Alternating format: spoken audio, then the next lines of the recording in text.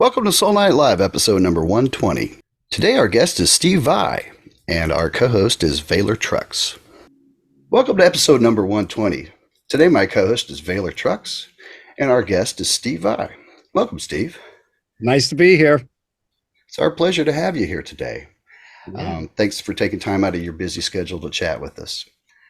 I wanted to Thanks. get things rolling and ask you a bit about what you're currently up to. I know you just wrapped up a leg of the G3 tour, which I think was that the first time you guys have had Eric on since the original G3, Eric Johnson? Yeah, well, G3 has been through many permeations through the last 27 years. It kicked off with Joe, myself, and Eric, and we did a pretty robust first tour. I've probably been on about a little more than half the G3 tours. I don't think Eric, I had been with him again after that first one. So this one was, pretty special because it was like our 27-year reunion, basically. And it was a short run, only like 3 weeks. I had been out on tour for the last previous to that for 19 months with Inviolate, promoting my newest record, and that we did 194 shows in 51 countries, and that was just a great tour. And then kicked into the G3, and it was kind of like Joe has worked on this brand for decades, and it's such a powerful brand, because it brings together the celebration of the guitar and all these great players. And he's masterminded that all through the years. And he felt at this time it would be nice to document everything, sort of the G3 extravaganza. And his son ZZ is a videographer and a director, and he's done a whole bunch of short films and a lot of work with Joe. So he kind of ZZ pulled all of the documenting together, and it was great because he was on tour the whole time, running around with cameras, and there was all these guys. And then we properly filmed the last two shows in Los Angeles.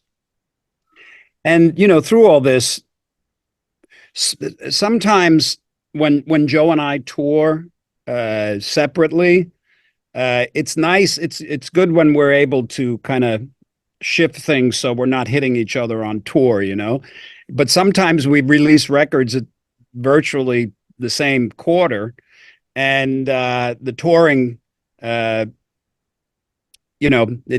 can be a little. You got to jockey things around. So we just decided, what?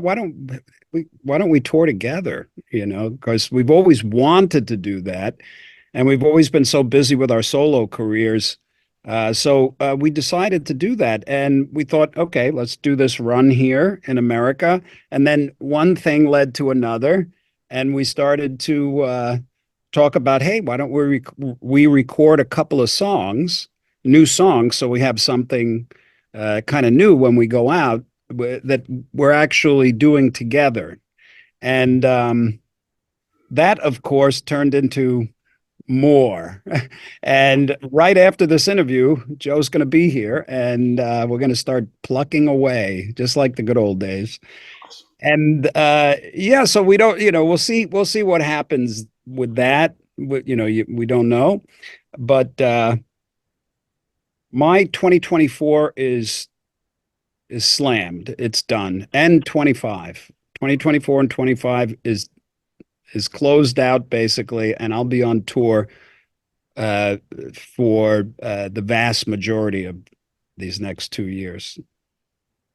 Excellent. Wow. Now, is it still in support of the most recent record?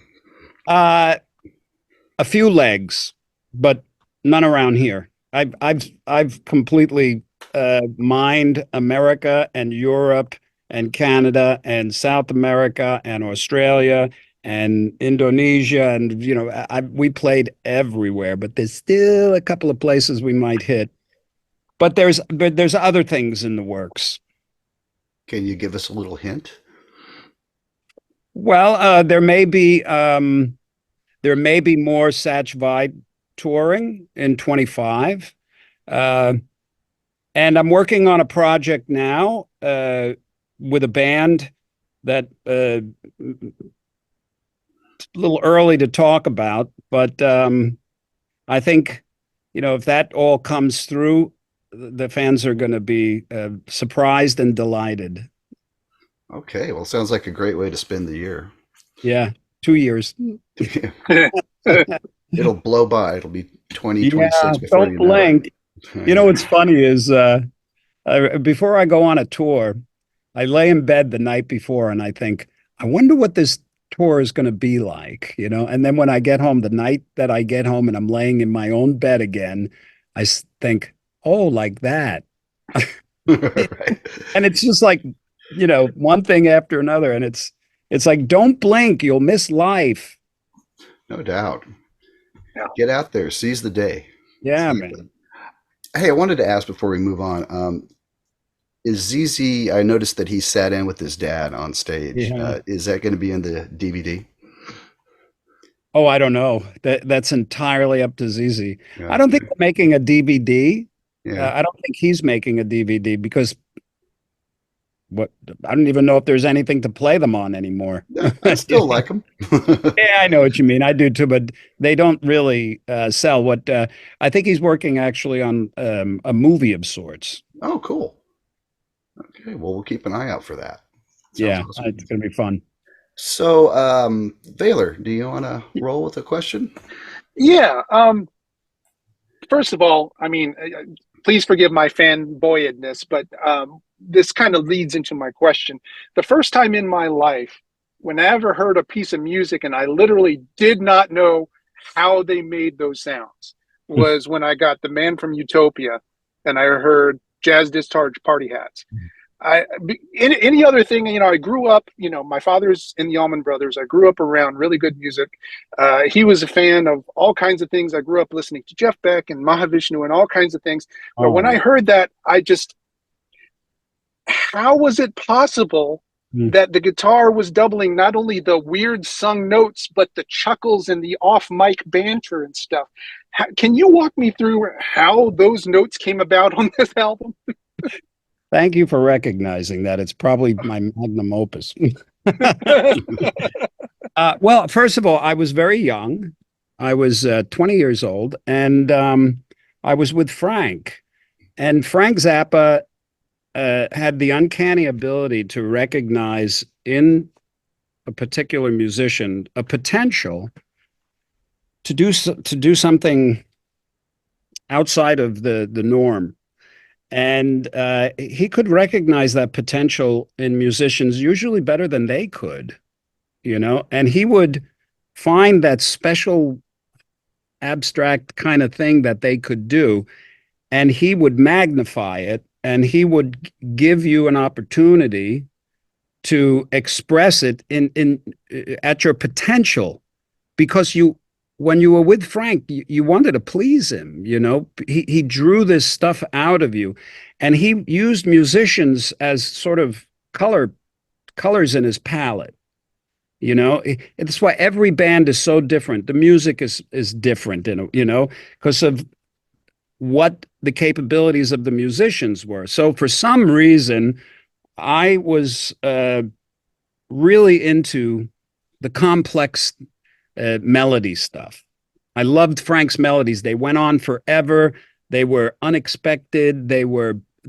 Some of them are like the voice of God. You know what I mean? They're so beautiful. Like I got to play Redunzel, and Sofa and Strictly Gentile, and I had all the lead parts, and this music is magnificent, and Frank liked to write very complicated music at times. So for some reason, I loved that, and I figured out ways to play melodies and things that he would not normally give to a guitar player. So I was that color palette. Right. So when you're on tour with Frank, you just never know what was going to happen during the show. You really, at times I was oblivious to the audience because you have to watch Frank every moment. I mean, he had cues, and at any time he could just go like this, like this, and that meant whatever you're playing, play it in 5/8 and make it reggae, because this was the sign for reggae, the roster, and this is for 5. And he would stop in the middle of a song and start telling stories, and he loved when the news of the previous day was something delicious, that he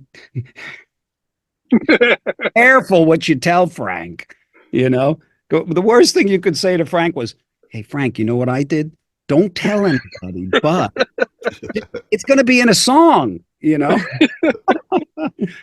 So I was brand new in the band. It was like the first week, and I'm 20 years old, and I'm trying to figure it all out, And we were in Albuquerque, New Mexico, and there was a lot of mischief going on with the band members and girls from the college and all this kind of thing.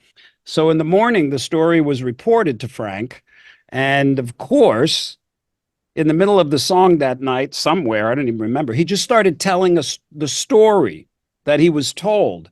And he mentioned some of the band members, and they weren't very happy about that. So he decided to tell the story again, but within it, he said, "Band members whose names shall not be mentioned because their girlfriends might find out." So this is Frank, completely irreverent, And he would go through these interesting phases sometimes on tour. And this one phase that he went through was he would, whenever you would talk to him or whenever he was talking to anybody, he would speak in Sprechstein. Sprechstein is kind of like this, where you're talking like this, and there's notes to what you're saying, but they don't really make any sense, So Frank that's how he communicated for about 2 weeks. It was the weirdest. Arnold Schoenberg, yeah. Yeah, Schoenberg, yeah. So we were in the studio listening to this big dissertation that he gave after the tour of the Jazz Discharge Party Hats, which is the story he told about the events that took place in Albuquerque, New Mexico, with some of the guys in the band and the girls from the college. So I'm listening, and it's like a 7-minute long, just Zappa, in the moment, anything, anytime, for any reason at all, So I'm listening to this, and I came up with the bright idea. I said, Frank, I can double your vocal melody. And Frank's just like, "Go right ahead," and I transcribed it, and then I worked my ass off and played it on the guitar. And when I went to record it for Frank, I wasn't so aware of the recording process. I was so young. I didn't even realize you could punch in. I thought I got to get this in one sweep perfectly. And when I started playing it in the studio with Frank, I see him, he kept throwing his head back, which means he's laughing, he goes,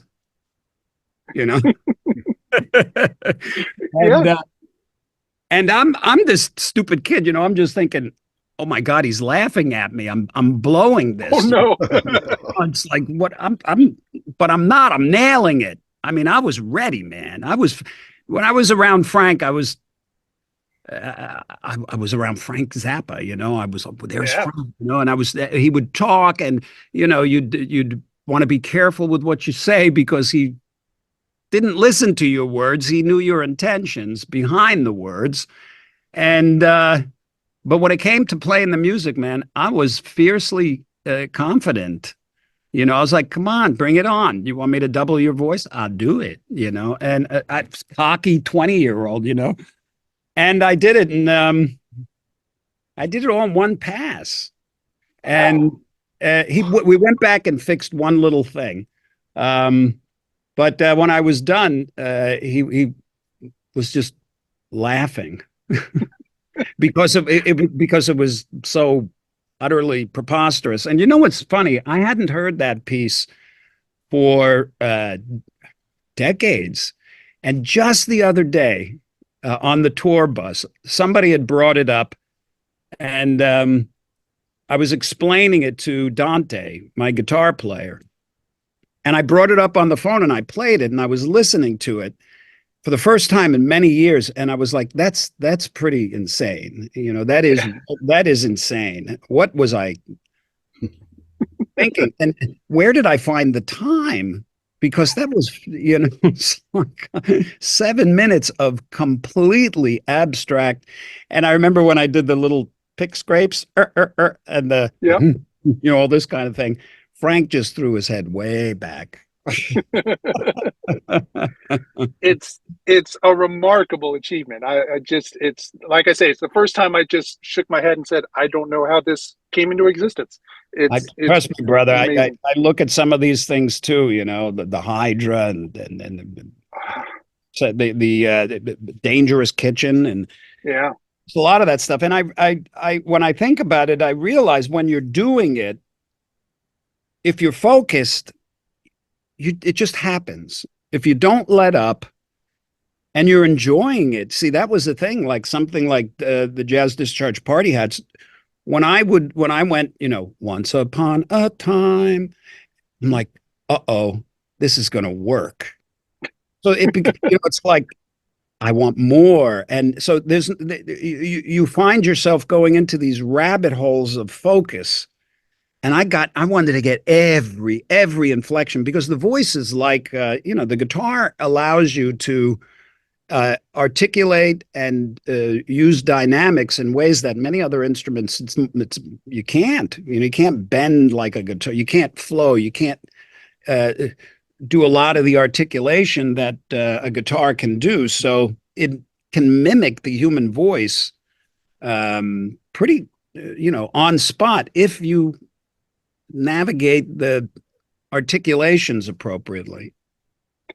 And forgive me for being a fanboy again for just a minute, but one of the things I've always admired about your work is that you've taken beyond just the notes and the frets, the entire spectrum and voice of what a guitar can do for you are compositional elements, and I think you do it more masterfully than just about anyone I've ever heard. And I have a deep fondness for your work as a result of that. So I've always I think when I think back to when I was very young, I was most fascinated with the idea of being a composer. Because for some reason I understood. I didn't understand much about anything, but for some reason, music was kind of clear, and I understood that if I knew how to control the language, if I knew the language, all these ideas can be translated to a large group of people, so to perform. So that was always like yes, and but then I heard Led Zeppelin, And I would say that music in general and composition comes a lot more natural to me than actually playing. I'm not natural at the guitar. I had to work very, very hard for many years to get my chops. And the reason I know this is because I've taught many people, and I can spot a natural. Someone like Dweezil, Dweezil was like within weeks he was playing Van Halen, Right. But they're kind of two different brain muscles, composing and actually playing. So I try to dish them out equally. Yeah.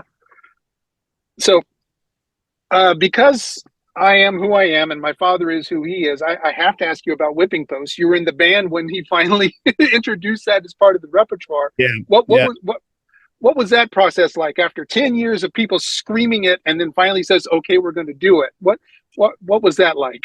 It was so frank, because he would do things like that. I mean, he did Stairway to Heaven. Yeah. He would pull from anything that was on his mind at that time. And there was a sort of running joke in the band for many years, long before I got there, because at some concert somewhere, somebody yelled out, "Play Whipping Post," which would be like the oddest thing for somebody to yell out at a Zappa concert, And Frank, of course, took the bait and thought, I'm going to do something absurd, and we're going to play whipping post, but we're going to do it really well, as taken as seriously as Frank could take something. Right. Which means the notes have to be right, but you don't know what those notes are going to be.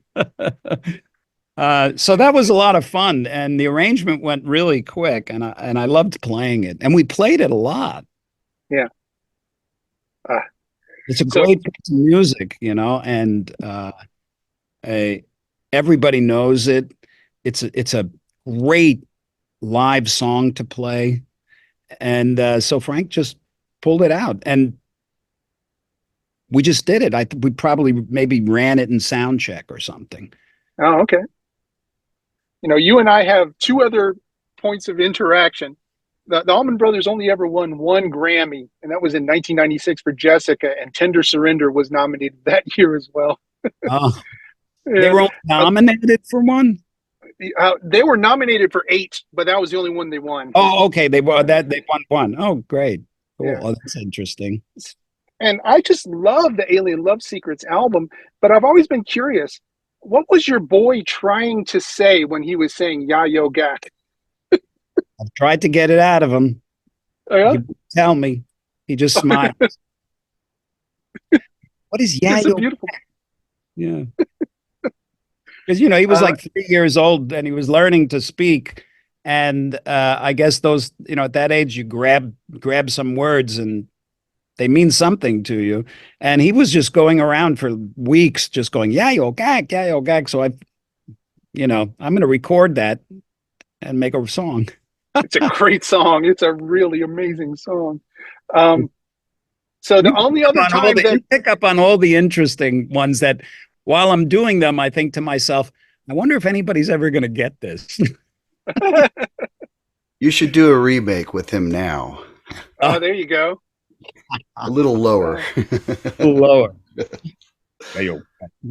I'd like to ask a bit about your most recent album, Inviolate. I think it's fantastic. And there's a few tracks on it in particular I wanted to talk a bit about. Anyhow, folks, this is it. I guess we should start with Teeth of the Hydra, since that's on the cover and it's such a unique looking guitar. So I was wondering if you could talk about the genesis of the guitar, and then I'm guessing the guitar inspired the song. Like once you had it, you decided to write a song that used everything on it well. Yeah, tell us a bit about how it was built, and was it uniquely your vision, or did you have a luthier that kind of said, "Hey, I got this steampunk thing, Steve, what do you think?" What was the deal? Well, I seem to have an affinity for the bizarre, and I can be very gauche. My fascination with multi-neck guitars started with Jimmy Page, obviously. When I saw that double neck, I'm like, ooh, I get it, And when I was 14, I paper routes and washing dishes, and I saved up and I bought this double neck, and that was my first one. But through the years, my fascination grew, and I was so fortunate to have a company like Ibanez, because they are so supportive all through this. It's like we're going to be coming up on 40 years, and they are very happy to manifest my oddball mental meanderings, and I started to design various kinds of triple necks. One of them was the big heart guitar. I wanted to ask, did that ever get on a recording, or was it just more like in the video for Paradise? Well, it started out as I'm thinking, okay, this is David Lee Roth. This is completely over the top. I want to do something over the top. So I thought, big, giant, heart-shaped guitar with necks sticking all out. It totally, can't be ridiculous. And we used it. It was a prop for the video. But then I felt a little guilty that because I can't really do this. You know what I mean? Michelangelo can do that. Yeah, he's cornered the market on that stuff. Yeah, man. I don't know how he does that stuff, but I was faking it. And I started to feel a little guilty that I had this instrument and I didn't really do anything musical really with it. So I started to put the screws to it around the ultrazone. And that's when I recorded the song Fever Dream. And there's a couple of live clips of me performing Fever Dream from like Bulgaria or something with that heart guitar. And in it, you can see I'm doing a lot of this because my visually in my mind, you know, like anybody that is entering a creative mind space, you gravitate to those things that are compelling and interesting to you. So I always had this interest for doing something worthwhile with these multi-necked instruments. And we even developed some more after that. But I still wasn't totally satisfied, you know, because I would say the idea came about for the Hydra probably about 7 years ago, 7 or 8 years ago. And it was just one of those downloads, you know, that you get and you go, ah, ah. And if I was to speak what that download was, it would sound something like this. You're going to design an instrument that can carry an entire piece of music. So now this is the goal of my goal for multi-neck instrument is to create a piece of music that can stand on its own as a piece that's carrying the song. And in my mind's eye, I could immediately see the how I'd have to navigate it. I didn't know what the song was going to be, but I knew that there was a way. So in my mind's eye, I knew that I could create a piece of music and navigate the Hydra so that it would sound like a piece of music, you know. And I knew that I needed a bass neck, a 7-string because I wanted it to be heavy, 12-string, the harp strings, and I really wanted it to have all these accoutrements like it's got a guitar synthesizer, it has sample and hold, it has sustainers, and I mean it's a engineering marvel, really. And I knew all the elements, and I actually started an email, and it was like, I'm thinking of a triple neck that has this, and this.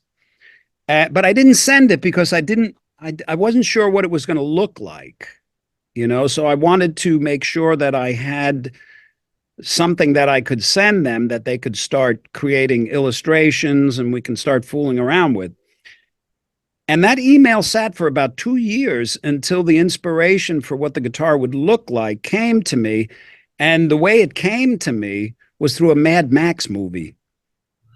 There's this one movie where they're going through the desert. I mean, they're going through the desert in all the movies, you know. But there's the guy on the front of a truck playing a guitar. Yeah. And there's flames shooting out of it, and it's like a total steampunk guitar. And I saw that, and I went, "There it is. I'm going to make that real," you know. So basically, I've always liked steampunk fashion. There's something really classic and contemporary also about it. And I just I said, okay, it's going to be a steampunk motif. So I went online and I pulled a whole bunch of steampunk examples, and I put them in the email that I wrote before that, and I hit send. And as soon as the guys in Japan at Hoshino, Ibanez, got it, I mean, these are young guys that are fiercely creative. They just went, yeah, man, we're doing this. And the first thing I received was illustrations. And I'm like, oh my God, that thing, you know, and it was so interesting. I mean, they just went wild. So they designed the look. I designed the elements. It kind of was a co-creative effort. And through the illustration process, there was changes, you know, but I knew I had to play this thing. And I knew that the piece of music that I was going to write on it had to be a good piece of music. And it couldn't sound limited.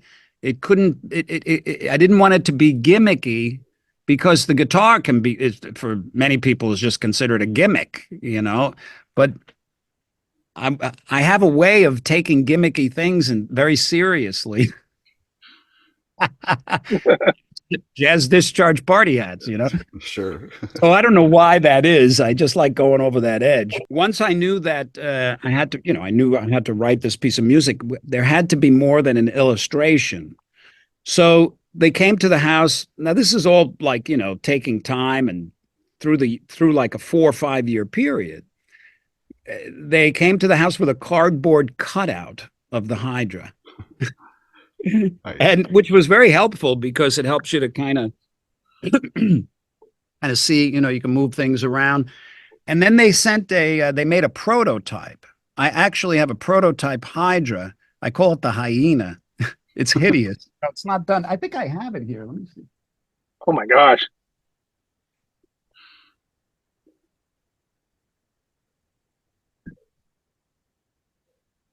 No, they packed it away. Sorry. It's very interesting. So that was helpful because I knew that for instance, the harp strings, they had to be moved because every time I tried to hit the bass or something, I'd hit the harp strings. And the bass neck had to be a 3/4 scale neck because a real bass neck would have stuck out like this, Sure. So that made it difficult. So then the actual construction and the navigation ability of the Hydra after the prototype was pretty set, and I knew I can get it to work. And then that thing appeared at my house. I couldn't believe it. I opened the case and I'm looking at it, and a part of me is just stunned at how wild and interesting it is, and another part of me is like terrified, because I'm like, what am I going to do with that thing? So I put it on a stand. I made a little stand out of a music stand, and it sat in the studio for a year and a half, and I would walk past it, I don't know, 30 times a day. And every time I'd walk past it, it would like growl at me, don't you forget what you're getting yourself into. Don't forget me. So I kept just like going, every time I passed it. But I seem to have this implicit faith in faith, So I knew that at some point push was going to come to shove and I was just going to find myself approaching it. And that happened because the pandemic hit and I started to record Inviolate. And I didn't, the Hydra made its appearance right at the perfect time. It was almost like planned, so that at the 7-year mark, there it is. Now you need one more song for this record. You have to do this now. That's the pull. And I was very excited to do it. So I carved out 6 weeks of 10 to 15 hour days undisturbed. Very important, undisturbed, because you can't do it any of them. At least I can't. And the first time I got behind that, now remember, I had a mental picture. It would almost be as if you were trying to solve a Rubik's Cube in your mind. I knew, I didn't know what I was going to do, but I knew it could be done. I know that sounds kind of abstract, but that's the way it was. So I got behind the Hydra, and the first thing I thought was, you're out of your mind. You can't do this. You don't have the dexterity or the independence, You really, and of course, there's the thought, people are going to see this instrument. They're going to think, there he goes again, creating anything he wants because he can. But what are you going to do with it? Is that going to be a bookmarker for a wild guitar? And I just refuse. I refuse that. I'm like, I have to do something that's takes the guitar into first of all, uses it appropriately and takes it into a different dimension from a wild gimmick to a really kind of cool thing, So that fear lasted about 10 seconds, because there was another little voice that came in and said, shut up. You got this. Just do it. Just do it. Just do it. And that's really the impetus behind anybody's creative impulse. They just find themselves doing it. And I said, okay, you win, and it really started very slow. I built the bass, I built the drums. It was so much fun, it tickled little parts of my brain that just felt like satisfaction when I got it. It's like a puzzle. It was a puzzle.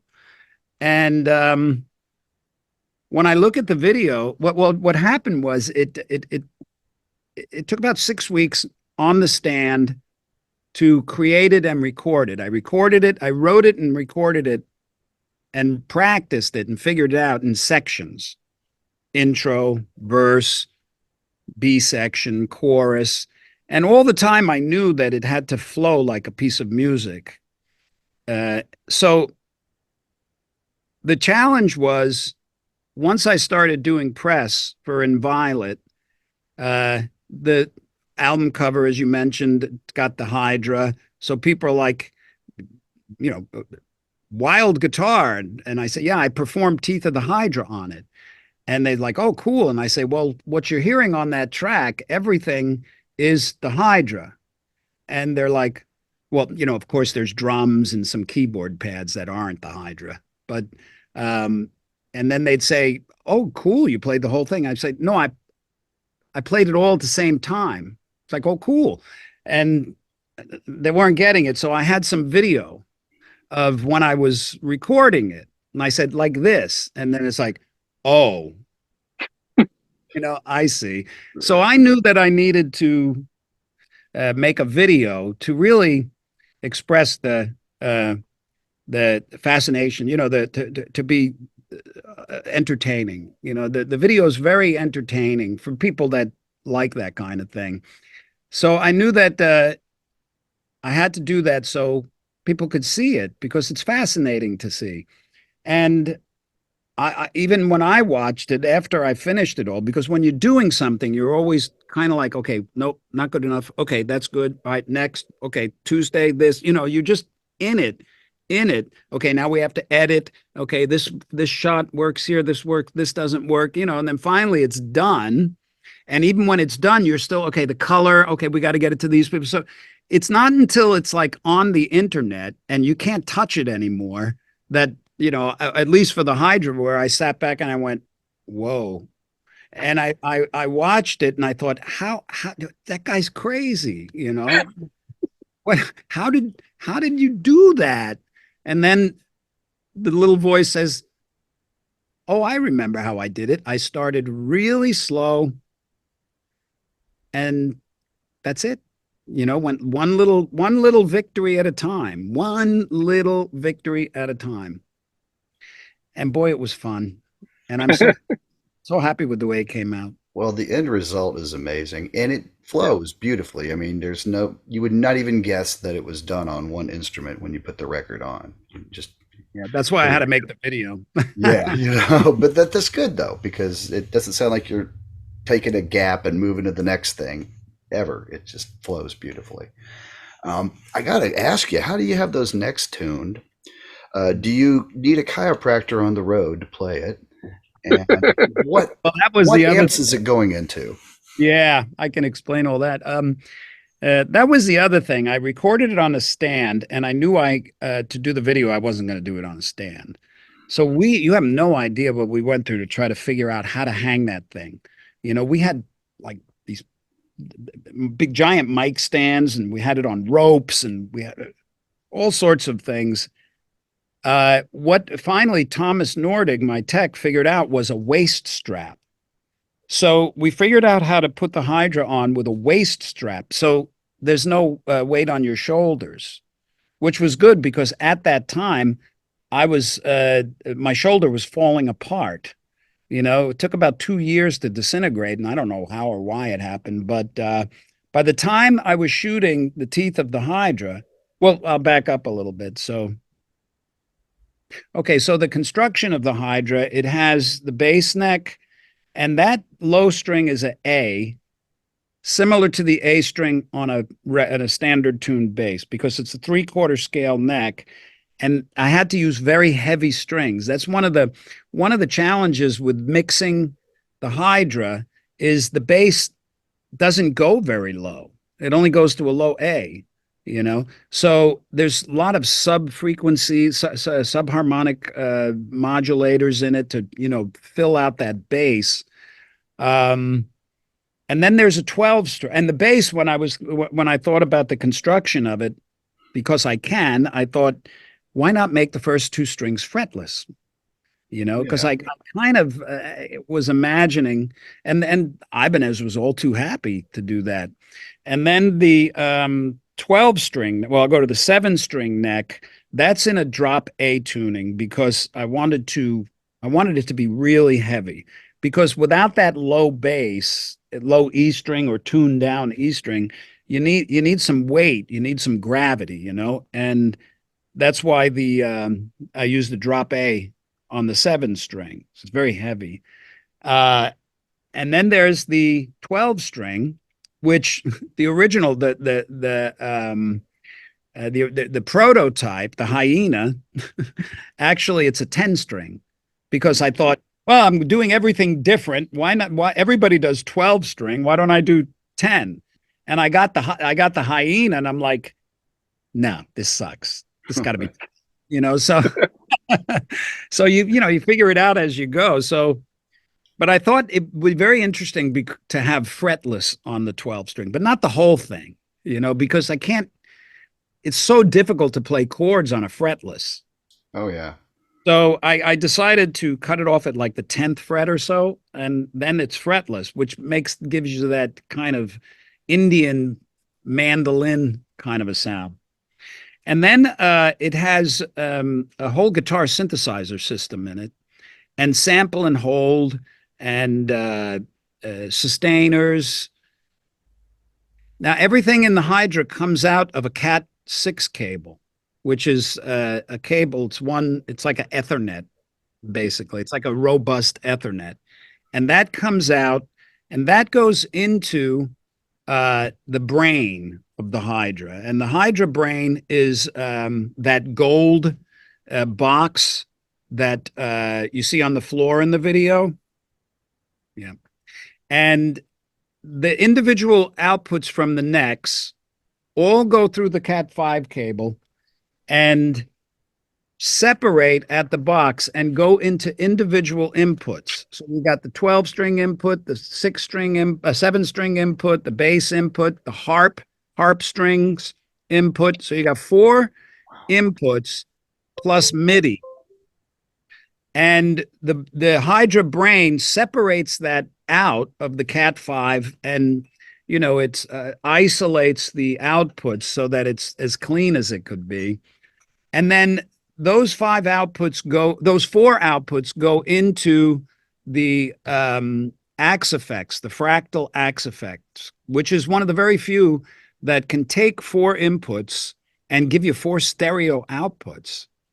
So the outputs of the Hydra brain are stereo. So now I have a stereo. I'm sorry, they go out of the brain into the fractal mono. And then once they're in the fractal, I create a program that has each neck on it, and you can do anything to it. You put it through effects, and it comes out stereo. So the way that I recorded the Hydra and the way that it's set up live is the 7-string neck goes through my regular rig. So that's going through the regular guitar rig. The 12-string goes into the fractal, and I created a stereo patch that has the 12-string hard right and the effects of the 12-string left. So because mixing the Hydra, there's a lot of strings, and they all kind of resonate in similar frequencies. So it took a lot of work to balance that so that it just doesn't sound like a mess, So by having like the 12-string hard one side with the effects on the other, it gives it some dimension, but it doesn't clash. So I did the same thing with the harp strings. They come out stereo of the fractal, and they go into in the studio, they just go into 2 tracks. Live, they just go into 2 channels of the PA. And that's affected the same way. It's hard right. See, the harp strings are hard right, and the 12 string is hard left, and their effects are opposite. And the bass is right up the middle, and the bass comes out of the fractal and goes into the house. So everything is programmed in the fractal, and all of the patch changes, because I can't change those patches while I'm playing that thing, are automated, and they go with the track that I create, the automated patch changing track that I created. And on various occasions on this tour, where the playback rig went down, my guitar tech, Doug MacArthur, had to run out, and he knows all the changes. And he would crouch down and do the changes while I'm playing it. Wow. So that's basically the electronics. When it came time to shoot the video, I knew I had to stand up. So we had that strap made. And it took me 6 weeks to be able to stand up and play that thing and connect. Because when you make a video, you want to see what it really looks like, not faking it. Well, I was faking it because it was a pre-recorded track, but I'm connecting. And the odd thing is, standing with the Hydra on the waist strap, it's actually easier to navigate than on the stand. But you can't trust it, because it's heavy, and your legs. I mean, when I first started, 10 minutes was the max, and I had to work that up to a 10-hour video shoot where the song is just being looped constantly, so that took a long time. But because the Hydra, when it's on the waist strap, it's not like a regular guitar that you can do all your rock and roll, moves with. If you go like this with the Hydra, you're going down, brother. Is it neck heavy, or is it fairly well balanced with the about 30? It's very well balanced, but it's like all in all like 30 pounds or so. Whoa. And navigating it with that strap, it's very precarious. So you can even see in the video, I could only stand in one spot, and also at that time my shoulder had fallen apart. It was like hanging out. It was the weirdest thing. And 2 days after the shoot, I couldn't really walk for a couple of days because my legs were burnt from the 10-hour video shoot. Really burnt. It's like the first day of skiing. Right. Your quads are gone. And 2 days after that, I went for shoulder surgery. And I wasn't sure if I was ever going to be able to play the Hydra again. That's why I shot the video before the surgery.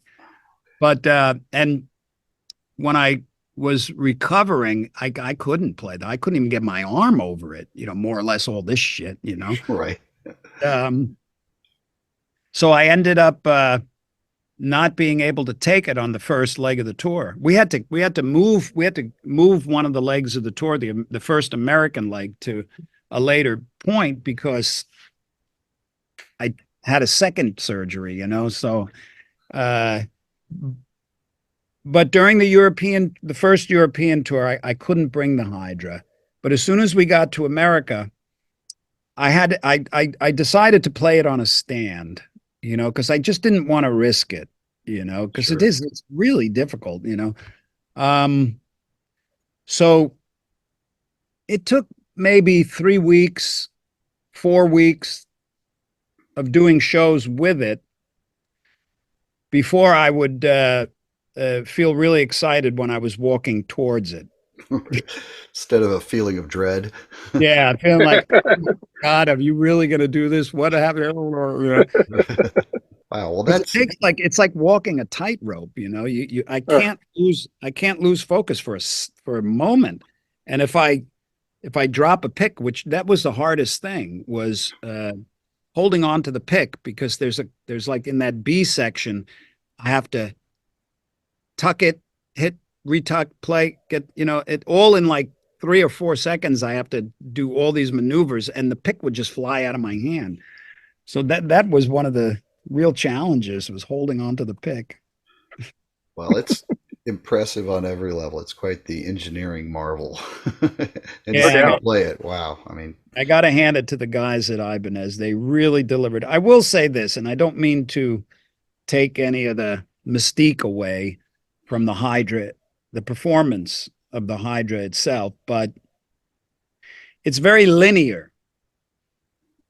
What I'm doing is not something that I don't believe any accomplished guitar player can't do. I believe that if anybody that could play sat and as long as I have and just worked it into becoming natural, they would be able to do it. It's the marvel for me is the composition of it. oh, yeah. How I was able to create melodies with open strings, and another really difficult thing that I had to practice a lot was muting. Oh, yeah. Have to, because you go bump and you take your hand off and it's just and especially the 7-string. So if you watch the video, there's very meticulously placed muting of necks. So it was just fun, it's interesting that things that are seemingly impossible, once you just start doing them, they don't seem so impossible anymore. True. Well, it's a good example for everybody. Just get out there and do it. Yeah. Make it happen. But you got to be interested. If you have an interest, there's nothing that's going to stop you except yourself. Yeah. How are we doing on time? I'm good. Okay, cool. Vaylor, you got another one? Just a real quick one. The Experience Hendrix tour in 2010. You actually did that tour with a relative of mine. Susan Tedeschi was on that tour with you. Oh, Susan. Yeah. So of course she's your relative. What was that experience like for you? Oh man. I usually don't do those things, but it's Jimmy, and it's such a great group of people. Janie and the team, they're really burning that flame, and everybody that's out on that tour is okay, sorry. No It's okay. Hello? Come on in. Is it Joe? It's Pliny. Oh, okay. Those coming later. So that was a wonderful tour because everybody there was in the state of appreciation for the music, and it's nice. You know what it's like when you hear Jimmy songs being played by people that are paying their respect and have been so moved by him and inspired. It was wonderful, and all the guys were great. So I'm glad I did that. Yeah. I thought it was cool. As I was doing research for this interview, I kept saying, "Oh, there's another thing we have in common." Yeah. And I guess the other thing that I'm curious about, and I'll turn it back over to you, Sean, is the most recent release, the Gash album. Yeah. So this was kind of a tribute to a recently departed friend, right? Johnny Sombrero. Yeah. Okay. When I was young, I was also fascinated with, besides music, there was one other thing, and it was motorbikes, mini bikes, motorcycles. I just loved them for some reason. And I used to build them. I used to build, take lawnmower engines and stuff and build motorbikes. And all my friends, we had them. And then I'd get mini bikes. And my older brother had Harleys. And I always wanted a Harley, but I could never afford it. And I'd try to steal his every now and then. And that fascination stuck with me through my whole life. And when I finally moved to California, my first mode of transportation, I was 20, was a little motorcycle, a little 350 Honda. It's all I could afford, and I loved it, and it got me everywhere. And finally, I started to have some success, and I bought a 750 Honda, and uh, I could only ride it for a couple of weeks because the band I had joined, I had to sign a contract where I wasn't allowed to ride motorcycles. So for like 3 years, it sat in the garage, and I'd walk past it every day and multiple times, and I'd say, one of these days I'm going to ride you again. And the day that I left that band, I was walking through the garage and I saw the bike, and I thought, one of these days I'm going to, hey, wait a minute, I could ride you today. Hey, wait a minute, I could buy a Harley. And I went out and I bought 7 Harleys over a period of a year or so, a couple of years. But that was my guilty pleasure. And my friend from the East Coast, John Sombrato, this incredible guy, funny, wild. I can't even explain what Gash was like. He was just completely unpredictable. East Coast, New York, Italian biker. Tough, funny, lovable beyond, and just charming, charismatic, and completely out of his mind. One of these guys, I can't explain Gash. When he was 20, he was involved in a serious accident. He was riding his dirt bike along these power lines, and he got lost. So he climbed one of the electrical towers. And while he was up there, the electricity arced and went through his body. And he fell 60 feet onto a barbed wire fence and caught fire. And oh my gosh. Yeah. 60% of his body was covered with 3rd-degree burns. They didn't think he was going to, he miraculously survived.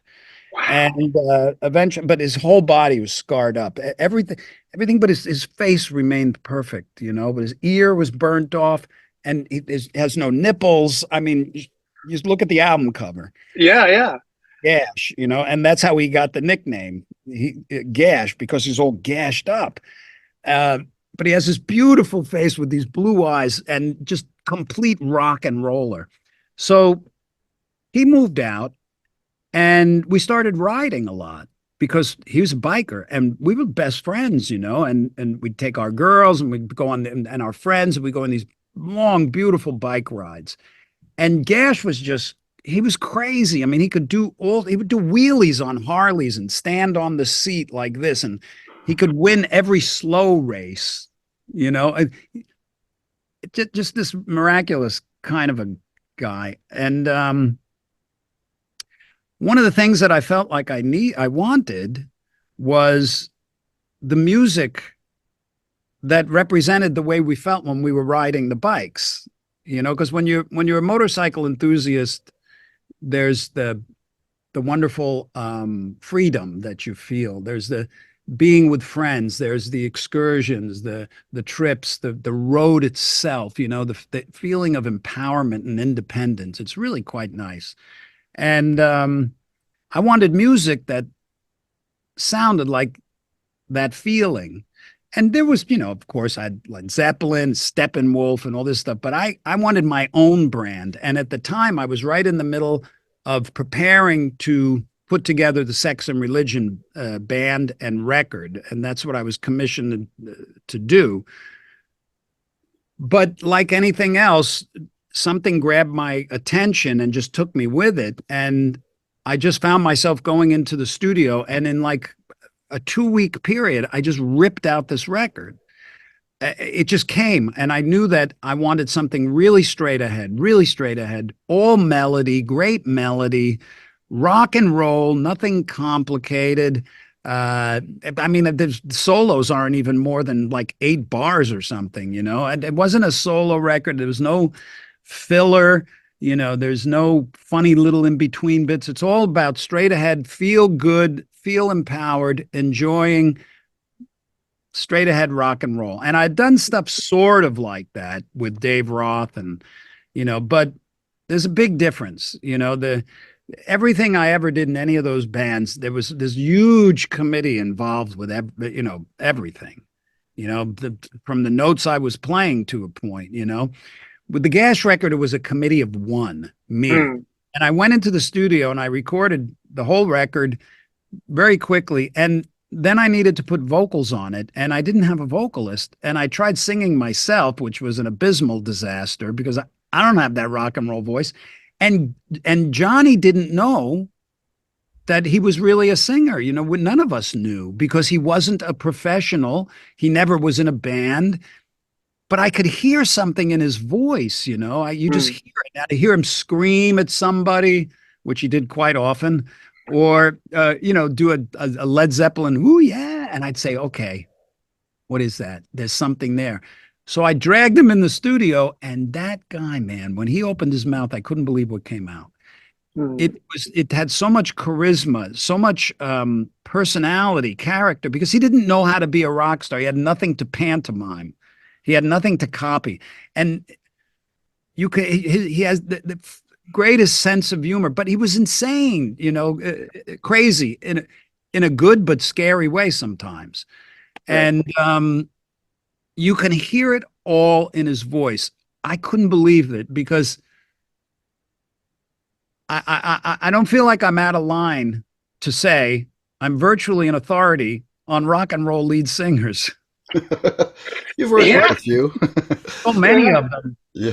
And you know, there's usually two elements at play. One of them is the rock star singer DNA, you know, which you have to be to stand in front of 20,000 people and command and be entertaining and be captivating. You know, your ego has to permeate every single person there.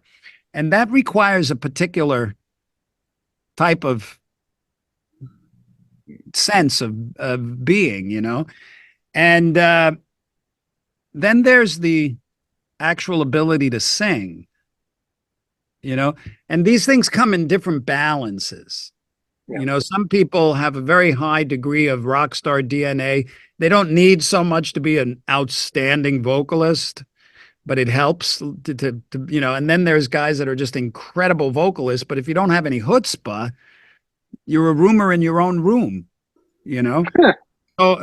So I've had the opportunity to work with all sorts of guys like that, but I could say this, and it's a shame that it wasn't there was no opportunity for it to be discovered, but Gash had both in great degree. He was an incredible singer. He nailed that stuff instantly.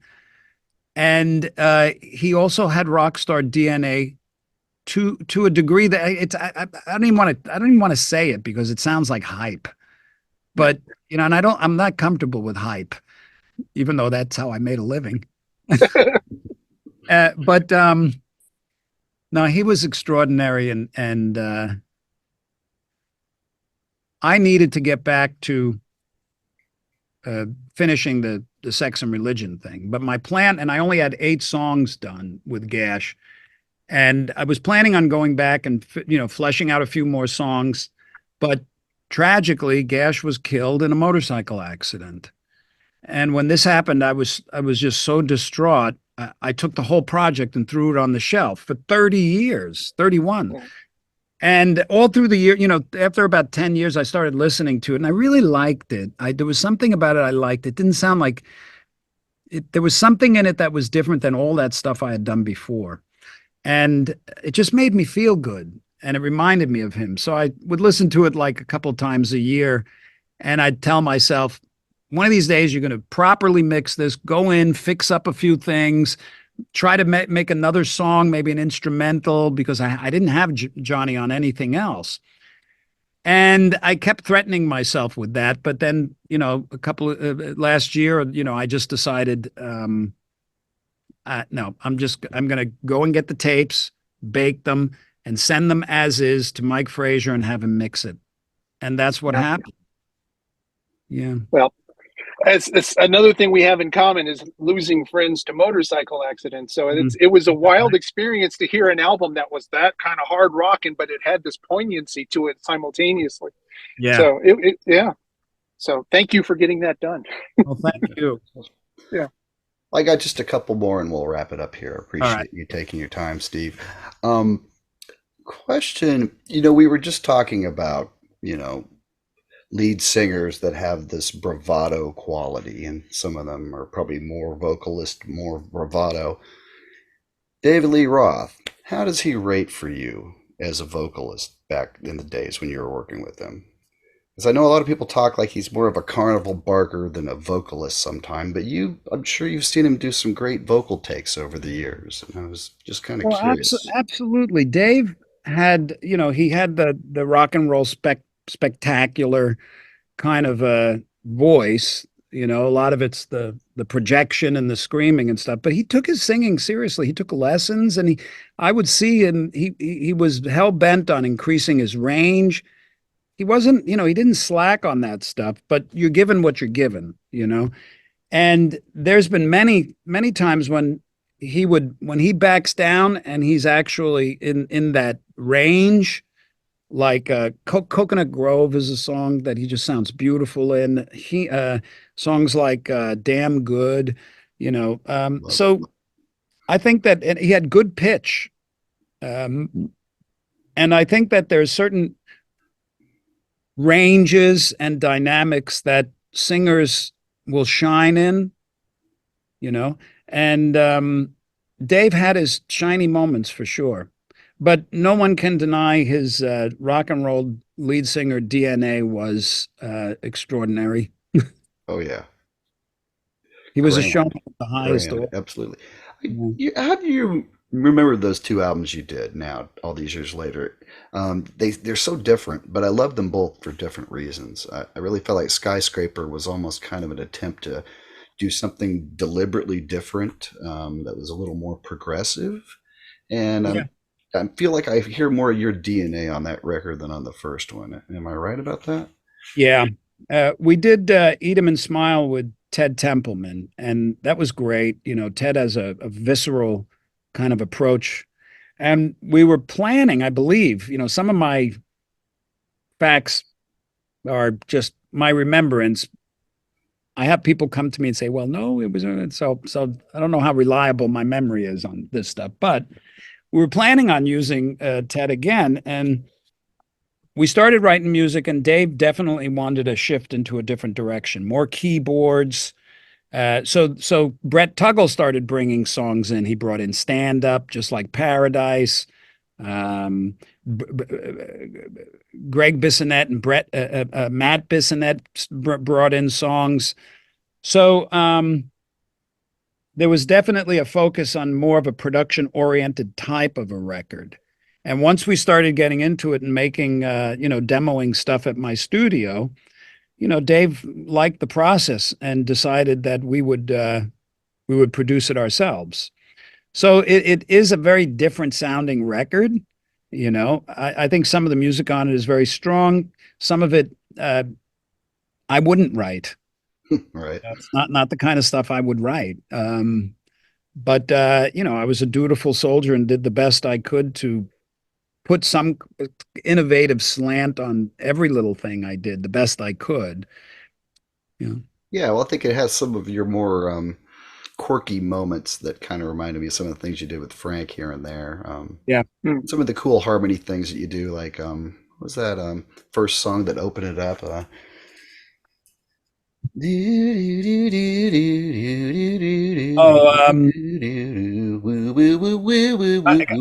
bottom line. Yeah, Yeah, bottom line. that one. Yeah, that. That's my favorite on that is Hina. Oh yeah, that's a great one. Bouncing guitars where I play harmony through the whole thing through the Yeah, that's kind and damn good. I think I heard that was one that you wrote as a teenager and then just kind of brought it in for of, Dave. yeah, I was planning on putting that on Passion and Warfare. And I played it for Dave and he was like, "No, that's for us." Man, So that's such a poignant tune. I mean, it really that's a is. beautiful piece. And Yeah, that Dave sounded great on that too. one of He his had a greatest flu. moments. When I recorded him on that, he had a flu and he still, Oh wow. oh, I'm doing this and I'm getting it done. And And he I did it. loved hearing the choral sitar on that. I know that was Yeah. something you used with Frank quite a bit. Was he a big fan of it, or did it turn you into a fan as well after playing it for so many years with him? Well, it was Frank's choral sitar that I started to use in the beginning, and Frank wanted me to use it on a couple of things, a lot of things. Sinister Footwear melody, What's New in Baltimore, a lot of that kind of stuff. And he let me use it. So I used Frank's sitar, choral sitar, on all of my records, basically, until after Frank passed away. I didn't want to own anything I didn't want to have any of his belongings in my possession that were on loan. So I returned everything to the family, and the sitar was one of them. So I went out and bought a similar one, and I used that. I like it. Oh yeah, I love it. It's such a great texture. I mean, I think we all probably remember hearing it on "Do It Again" back in like 1973. Yeah. Steely You Dan can hear tune. it in like top 40 radio of the 70s now and then. Yeah. It's just a great texture. Vaylor, did you have anything else before we wrap it up? Well, I mean, I could ask you a zillion questions, but you've already been so generous with your time. I just thank No you worries. so much for doing I could this. take another one if you like. Well, okay. I guess the top of the list of the things I've always been curious about. There are moments when you're playing that I don't know if what I'm hearing is a slide or really good tremolo work, like on Bad Horsie, for example. Is there a slide on that, or is that all just done with Yeah, tremolo? no, that's interesting. That's the only song in my catalog that I use a slide, and I use Oh, it. Oh okay. wow. So but that's it. I'm not a Oh, great wow. slide player. I I would love it. disagree. I love it. Well, I could sit and watch Derek Trucks, and sometimes I do. I just sit and Hmm. watch him. He's a marvel. Yeah. And of course, our boys in the Allman Brothers. I mean Well, that they put it on the map, man. well, and it's continuing to evolve thanks to folks like you who are putting in the work and have the vision. So I'm just, like I say, I'm very honored to speak to you. Thank you guys so much. Yeah, likewise. Well, thank you so much, Steve, for your time. Love to catch up with you down the road sometime. Anytime you want me, just let Karis know. Sounds like a plan. All right. Well, have a great 2024. We're excited to see what you do next. Much love to you. Right on. All Same right. here, guys. Thank you so much. Good luck. Cheers. Thank you. Thank you so much, Steve.